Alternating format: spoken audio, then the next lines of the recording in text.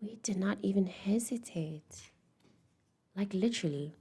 Ace of Cups, Seven of Wands, Nine of Swords.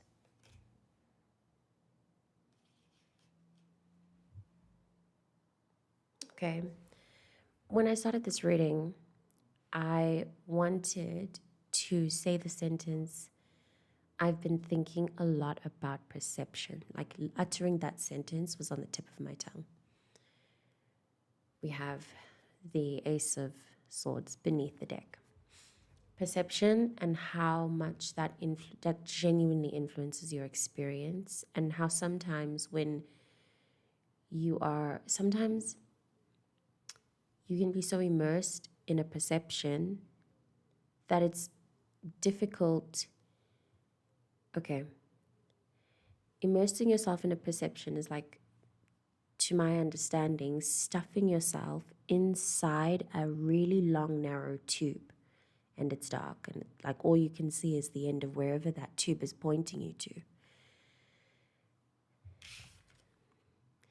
Perceptions of distrust, like an innate distrust towards other people, meeting new people and assuming the worst of them, or experiencing a new situation of any kind and thinking that you should prepare yourself for the worst case scenario, is that tunnel. And the tunnel itself seems to only ever point you to pain, heartbreak, loneliness, loss, and awareness of those things as, I guess, the foundation of life. Now is the time to open that shit up, break the tunnel, try to crawl yourself out of that space somehow so that you can really look at the expanse of what's available to you. It really isn't just the fact. Sorry, it's not a fact. It really isn't just that people are not to be trusted. And maybe you can't jump too high from this level. So maybe you can start at from the idea that people are not to be trusted, maybe move slightly more openly to a point where you say, you don't actually know whether or not people can be trusted. And that is the objective truth. You don't know. So what is possible could be that maybe people can be trusted, you know? And then bringing in new experiences and realities from that lens. Beneath that, you have the Two of Cups. I'm really stuck on this idea, this frequency of someone holding in their energy bubble field, whatever, of defensiveness, just a natural defensiveness that is closing off their own heart. It's like you're hurting yourself. Yeah, it's like it's honestly like you're doing this. You're kind of sort of stabbing yourself in this state of defensiveness and thinking that you need to be standing like this towards life all the time. If you by chance get like, if someone tries to talk to you, and this is so me, if someone tries to talk to you, instead of being like closed off, and I feel this is a specifically woman, femme, soft people with soft hearts who have like hardened their exterior to defend themselves. Our hearts are soft for a reason. That the sensitivity, your ability to feel all of that stuff, it's for a reason, and it's a gift. It really is. You're a gift to the world. And when you stand defensive and like walls up and guarded, assuming everyone's trying to fuck with you, you're fucking with that gift. You're hurting yourself as much as you're hurting other people. You know what I mean? You're hurting all of life. Just don't do that. So new conversations coming in. Someone tries to talk to you, someone approaches you. Don't be so walled up. Don't be so guarded. Open up. Try to look at the situation and experience objectively and take it from there. Don't immediately get your guard up and keep your hand on the pepper spray and get ready to run. Just stand still for a second. Stand still in your mind and your heart, still those areas, and try to just experience what you are experiencing. Beneath that, we have the Queen of Wands. This is a very spiritual siren, and I always say this in my readings when I watch it back. The amount of times that I've said, this is a spiritual reading, this is a spiritual reading. I work in that plane, so I really should stop saying that. But I mean in the sense of like, a lot of this experience is going to happen energetically, and it's going to happen in a vibey sense. So you're going to have to like put your mind and awareness in some part of your body to be able to really experience and integrate this.